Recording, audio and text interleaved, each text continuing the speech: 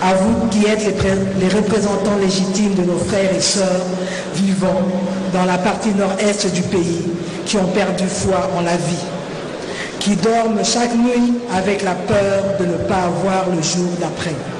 Je voudrais ici indiquer notre ferme volonté, et je dirais même notre détermination à œuvrer sous le leadership du chef de l'État pour un retour effectif de la paix véritable dont ils sont privés depuis maintenant 30 ans.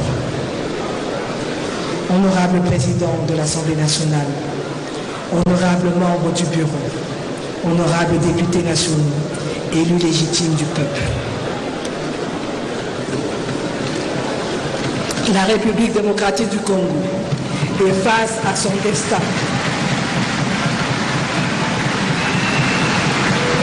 Ce qui est en jeu aujourd'hui n'est pas seulement la question de l'émergence ou du développement de notre pays. Ce qui est en jeu va au-delà de nos clivages et de nos différents intérêts. Ce qui est en jeu, c'est la réappropriation de notre destin en tant que Congolaises et Congolais.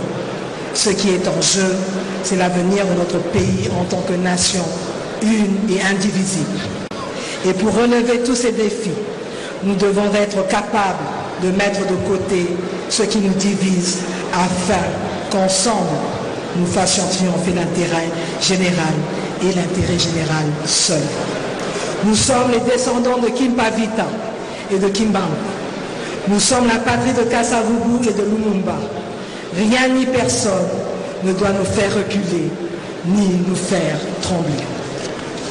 Et je voudrais ici, si vous le permettez, honorables députés, dignes élus du peuple, en ma qualité de première ministre, chef du gouvernement, en tant que ma qualité de maman congolaise, indiquer que la République démocratique du Congo se défendra face à nos agresseurs ainsi qu'à leurs complices, ceux qui massacrent tous les jours nos paisibles populations, qui décapitent nos enfants, nos frères qui violent nos sœurs, nos mamans qui pillent nos richesses. Tôt ou tard, ils répondront de leur barbarie et de leurs crimes devant la justice.